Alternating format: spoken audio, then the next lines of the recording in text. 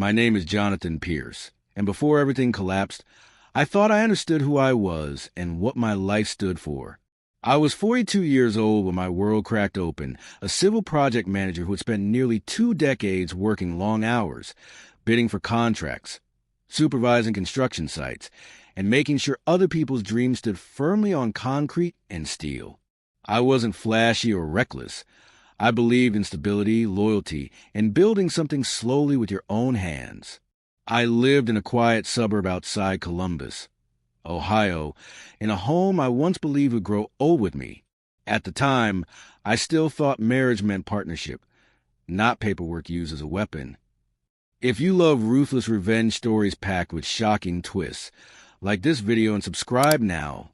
New, never-before-seen stories are released here every day, each more intense than the last. I met my wife, Rachel Pierce, 12 years earlier at a charity fundraiser organized by a real estate firm I occasionally consulted for. She was vibrant, confident, and sharp-tongued in a way that felt exciting rather than cruel back then. Rachel worked as a marketing executive, and she had a talent for making people feel seen when she wanted to. I was 30 when we met. She was 27, and we bonded over late-night conversations about ambition, independence, and the future we imagined building together. I believe we were equals, two adults choosing each other not out of need, but out of trust and mutual respect. We married 3 years later, when I was 33 and Rachel was 30. By then, my career had stabilized, and I was earning enough to comfortably support us while she climbed the corporate ladder. We bought our home together, signing the mortgage side by side, laughing about paint colors and arguing over whether the backyard should have a deck or a garden. I paid the bulk of the down payment from my savings, and she handled most of the interior design, insisting that balance meant contribution in different forms. At the time, that logic made sense to me, and I never once imagined it would later be twisted against me. For the first several years, our marriage looked solid from the outside. We hosted dinners, attended office parties, and planned vacations that always seemed just a little too expensive but somehow manageable. Rachel loved the image of success, and I loved the idea that my hard work allowed us to live comfortably. I didn't notice how subtly the dynamic shifted over time, how decisions slowly stopped being ours and became hers, framed as confidence rather than control.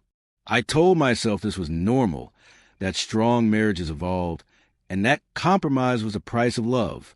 Everything changed the morning Rachel received a call about the inheritance. I remember the exact moment because it felt unreal, like watching someone else's life through glass. Her aunt, a reclusive tech investor, had passed away unexpectedly, leaving behind an estate valued at just over $10 million. Rachel was the sole beneficiary. Overnight, the woman who once shared grocery budgets with me became someone who spoke the language of lawyers, trusts, and financial advisors. I congratulated her, hugged her, and told her how proud I was, never imagining that the money wasn't just changing her circumstances. It was rewriting her loyalties. Within days, Rachel became distant in ways I couldn't explain. She started taking calls in private, locking her phone, and referring to my assets instead of our future. The house we once called ours began to feel like a place I was merely occupying. She spoke to me with a cold politeness, as if I were a guest overstaying his welcome. When I tried to talk to her about how fast things were changing, she dismissed me, saying money didn't change people, it only revealed them. I didn't realize yet that she was talking about herself. 2 weeks later, Rachel sat me down at the kitchen table and told me I needed to leave the house. No argument, no discussion, just a carefully rehearsed explanation about needing space and reassessing her life. She reminded me, calmly and precisely, that the house was now legally hers due to a recent restructuring she had pushed through with her lawyers while I was distracted by work. I remember staring at her, searching for the woman I married, and realizing she was already gone.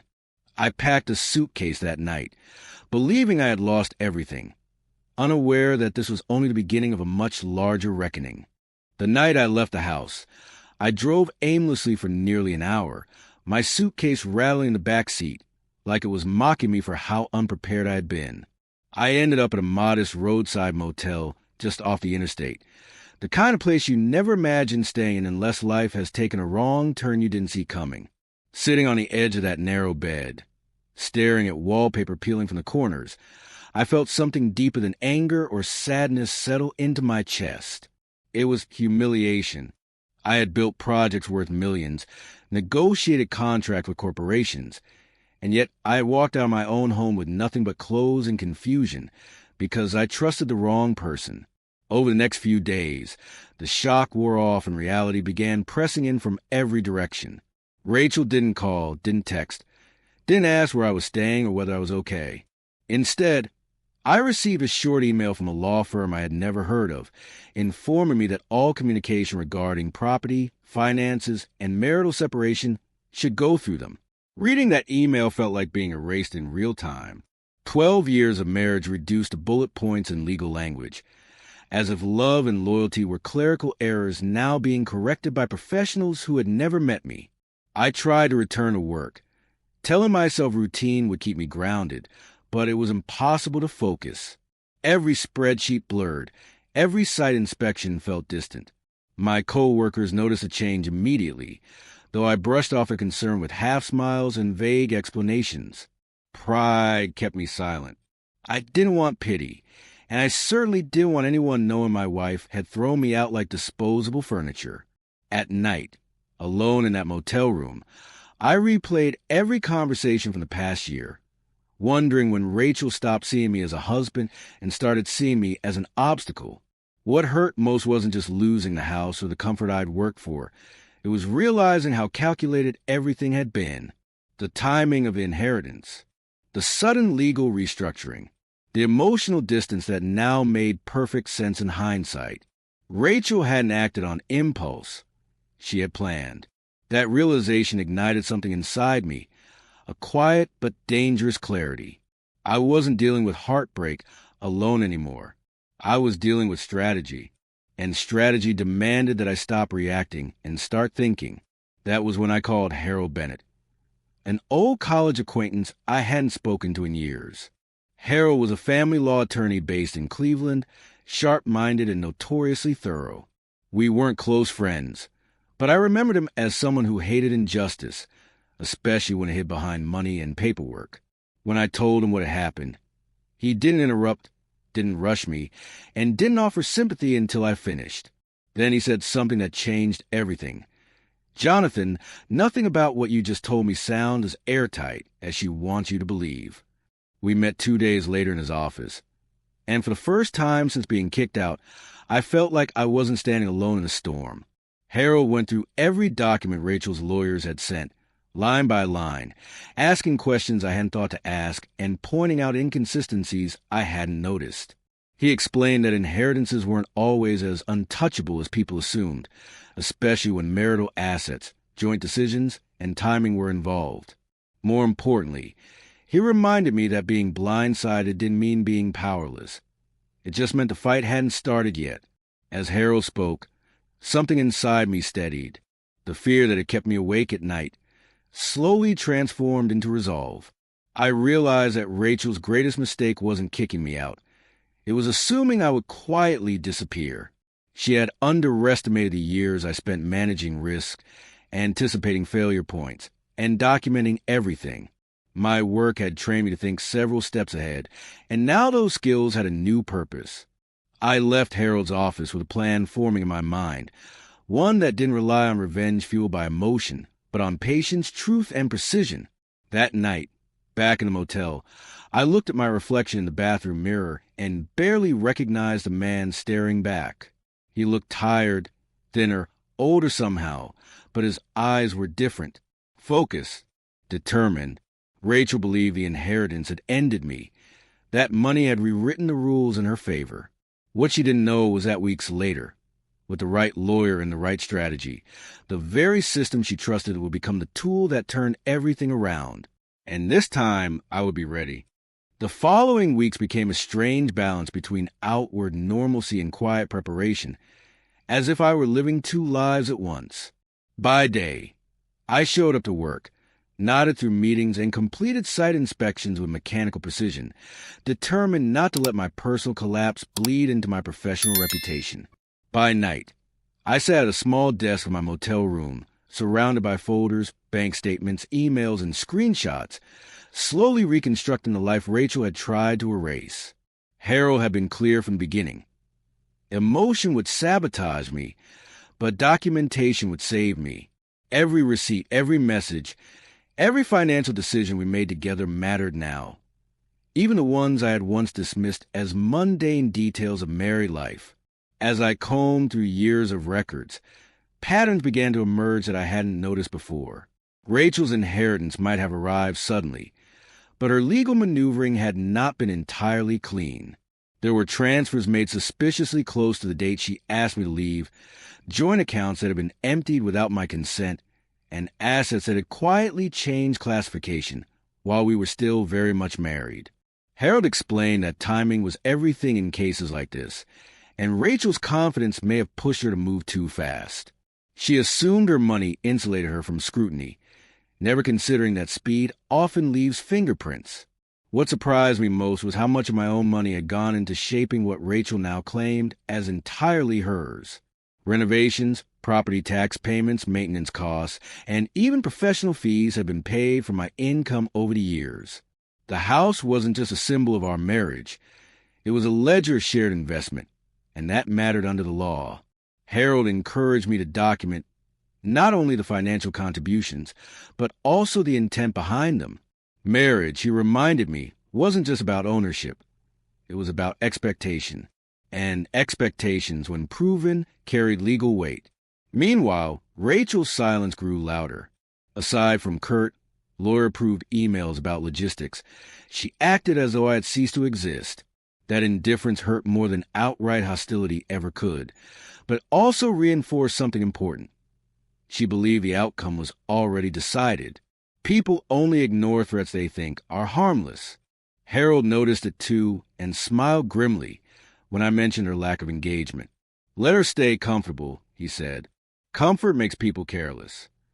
Those words stayed with me, echoing every time doubt tried to creep in during the long, lonely nights. The first real shift came when Harold filed a formal response on my behalf, challenging Rachel's claims and requesting full financial disclosure. It wasn't aggressive, but it was thorough, and it forced her legal team to step out of the shadows and into accountability. Almost immediately, the tone of their communication changed. The dismissiveness vanished, replaced by careful phrasing and delayed responses. Rachel had expected surrender. Instead, she was getting resistance backed by evidence.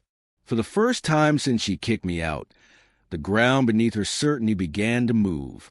As weeks turned into months, I learned that revenge didn't look like shouting matches or dramatic confrontations. It looked like patience. It looked like letting the system do what it was designed to do when fed the right information. Harold prepared me for the long game, warning that there would be moments when progress felt invisible. He was right. Some days, it seemed like nothing was happening at all.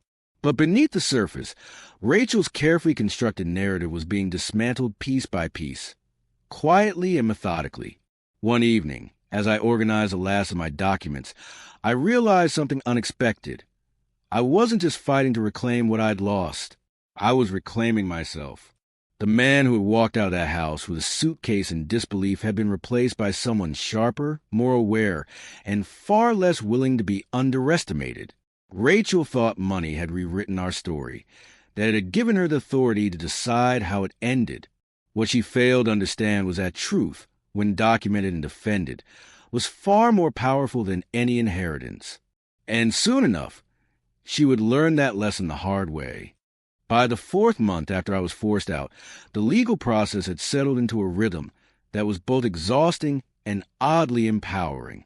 Depositions were scheduled, disclosures were demanded, and deadlines loomed like quiet threats for anyone who underestimated their importance. Harold warned me that this phase often revealed a person's true character under pressure, and in Rachel's case, pressure only magnified her arrogance. She walked into the process believing her wealth had already secured victory, and that belief showed in every delayed response, every incomplete document, and every assumption that technicalities would protect her from accountability. Confidence, I was learning, often masqueraded as carelessness. The first deposition was a turning point, though Rachel didn't realize it at the time. She appeared polished and composed, answering questions with rehearsed calm, speaking as if the facts themselves bent to her interpretation. But Harold was patient, methodical, and relentless in a way that unsettled her without ever raising his voice. He asked about timelines, intent, and financial decisions she had clearly rushed through with her advisors. When inconsistencies surfaced, Rachel brushed them off as misunderstandings, not noticing how each dismissal chipped away at her credibility. Watching the transcript later, I could almost pinpoint the moment her certainty began to fracture. What Rachel failed to grasp was that money doesn't eliminate responsibility. It often increases it. The larger the inheritance, the closer the scrutiny, especially when marital assets are involved. Harold uncovered communications between Rachel and her advisors that contradicted her sworn statements, emails that revealed intent to exclude me before any legal separation had occurred. These weren't dramatic revelations. They were subtle, technical, devastating in their precision. Rachel had been so focused on asserting control that she forgot how permanent written words could be when placed under oath. At the same time, my own role shifted from reactive to strategic. Harold coached me extensively, reminding me that my demeanor mattered just as much as my documentation. I answered every question calmly, openly, and without embellishment, resisting the urge to vent years of resentment. I stuck to facts, dates, and actions, letting the contrast between our approaches speak for itself. The process was draining, but it gave me something I hadn't felt in a long time: dignity. For once, I wasn't being erased or dismissed. I was being heard. Outside the courtroom, Rachel's behavior began to change in ways that revealed cracks in her confidence. Her emails grew sharper, her demands more urgent, her tone less assured. She pushed for quick settlements that would have benefited her disproportionately, a clear sign that her legal team was no longer as comfortable as they once were. Harold declined each proposal with calm firmness, countering with terms grounded in evidence rather than emotion. Every refusal tightened the pressure, and I could sense Rachel realizing that control was slipping through her fingers. One afternoon, Harold called me into his office with a rare smile that wasn't professional or restrained. It was satisfied. He laid out a revised strategy based on newly disclosed documents that significantly strengthened my position. Not only was the house now firmly back on the table as a marital asset, but portions of the inheritance had been commingled in ways that opened them to division. Rachel's attempt to rewrite history had backfired spectacularly. The very steps she took to push me out had created the trail that now led straight back to her. That night, sitting alone once again, I reflected on how different I felt from the man who had packed his suitcase months earlier. Revenge, I realized, wasn't about humiliation or destruction. It was about balance. Rachel had believed power came from money and speed, from acting before anyone could question her authority. What she was learning now was that real power came from patience, preparation, and truth. And as her confidence slowly unraveled, I understood that the end of the story was no longer hers to decide. By the time we entered the final stretch of the case, the atmosphere had changed so drastically that even I was surprised by how calm I felt walking into Harold's office. The man who once sat there broken and uncertain had been replaced by someone grounded in facts, evidence, and a quiet confidence earned through months of discipline.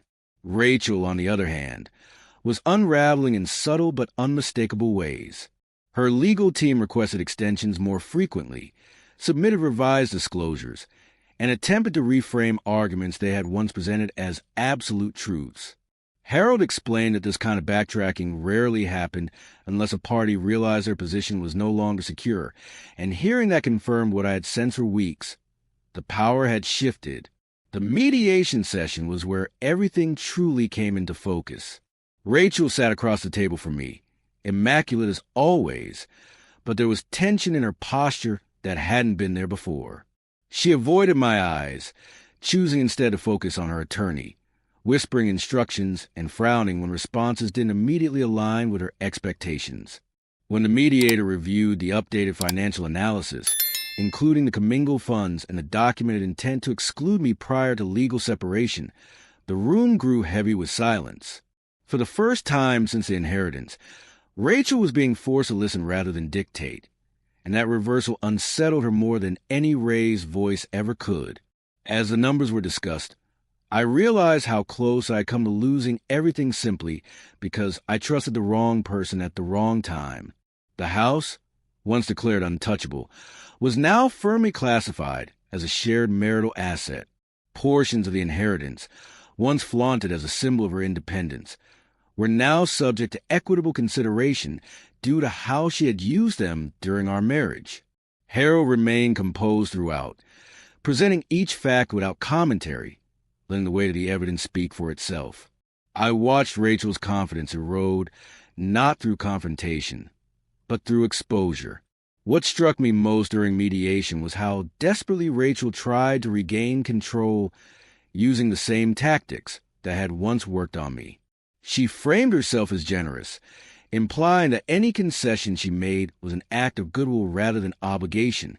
She spoke about moving on, about closure, about wanting to put this behind us, but the language rang hollow. Harold countered calmly, reminding everyone in the room that closure didn't come from rushed agreements or imbalanced outcomes. It came from fairness. Each time he spoke, Rachel's frustration became harder to hide, and I understood then that she was no longer negotiating from strength, but from fear. When the settlement proposal finally landed on the table, it was nothing like what Rachel had initially imagined. I would receive my fair share of the marital assets, including compensation tied to a house I had helped build and maintain. More importantly, the agreement acknowledged the improper handling of funds and corrected the narrative she had tried to impose. This wasn't about draining her inheritance or humiliating her publicly. It was about restoring balance and accountability. As I reviewed the terms, I felt a quiet sense of vindication, not because I was winning, but because I was no longer losing. Walking out of that mediation, I didn't feel triumphant in the way revenge stories often promise. Instead, I felt grounded. The rage that once burned in my chest had cooled into something far more durable: clarity. Rachel had believed money gave her the right to rewrite our history and discard me when I became inconvenient. What she learned too late was that money doesn't erase truth, and it doesn't protect you from your own decisions. As the final paperwork moved toward completion, I understood that the greatest reversal wasn't financial at all. It was the simple fact that the man she thought she had broken was standing taller than ever, ready for whatever came next. The day the final judgment was signed didn't feel dramatic in the way I once imagined justice might. There were no raised voices, no emotional speeches, no last-minute confessions. Instead, there was paperwork, quiet signatures, and a calm acknowledgement that the process had reached its end.